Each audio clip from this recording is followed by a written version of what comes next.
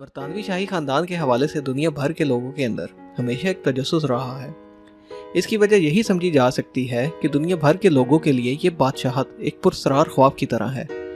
Buckingham palace اور اس میں رہنے والے لوگوں سے لوگوں کی محبت ہی ہے جس کی وجہ سے وہ ان کے حوالے سے ہر خبر کو نہ صرف دلچسپی سے سنتے ہیں بلکہ اس کو شیئر بھی کرتے ہیں۔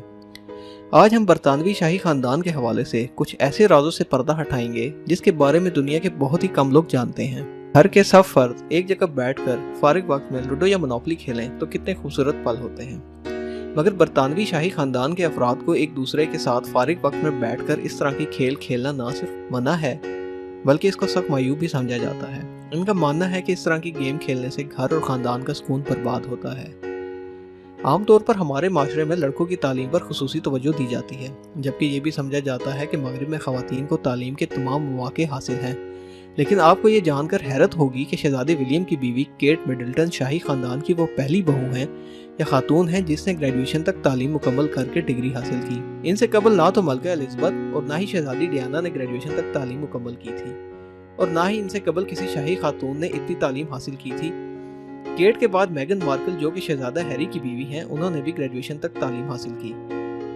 شہزادی ڈیانا کے سابق بٹلر کے مطابق شہزادہ چارلز کا زندگی گزارنے کا اپنا ہی انداز ہے، جس کے مطابق ان کے پجامے ہر روز صبح استری کیے جاتے ہیں۔ اس کے علاوہ ان کے جوتوں کے تسمے بھی استری کیے جاتے ہیں۔ ان کے نہانے کا پانی ایک خاص درجہ حرارت تک گرم ہوتا ہے، یہاں تک کہ ان کا ٹوتھ پیسٹ بھی ان کا ایک ملازم ٹیوب میں سے نکال کر برش پر لگا کر رکھتا ہے۔ شہزادہ چارلز کی پیدائش جب 1948 میں ہوئی تھی تو اس وقت ان کے والد شہزادہ فلپ اپنے دوستوں کے ساتھ اسکواش کھیل رہے تھے، جس کے رد عمل کے طور پر ملکہ الزبتھ نے اس کے بعد سے تمام شاہی مردوں کے لیے یہ لازم قرار دیا کہ ڈیلیوری کے وقت وہ لیبر روم میں اپنی بیوی کے ساتھ موجود رہیں گے۔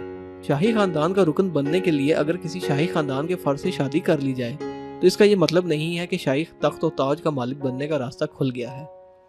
شاہی خاندان کا فرد بننے کے لیے شاہی تخت پر بیٹھے فرد کی اجازت ملنا ضروری ہوتا ہے، جو کہ ایک بہت ہی مشکل معاملہ ہوتا ہے۔ جیسے کہ شہزادی ڈیانا کے بعد ان کی سوکن کو شہزادہ چارلز کی بیوی کا رتبہ تو مل گیا، مگر پرنسس کا خطاب اس کو اب ایک طویل وقت کے بعد نصیب ہوا ہے۔ یہ تمام راز یقیناً آپ کے لیے نئے ہوں گے۔ شاہی خاندان کی کوشش یہی ہوتی ہے کہ ان کے راز راز میں ہی رہیں۔ امید کرتا ہوں کہ آپ کو آج کی ویڈیو پسند آئی ہوگی۔ اپنا خیال رکھیے گا۔ اللہ حافظ۔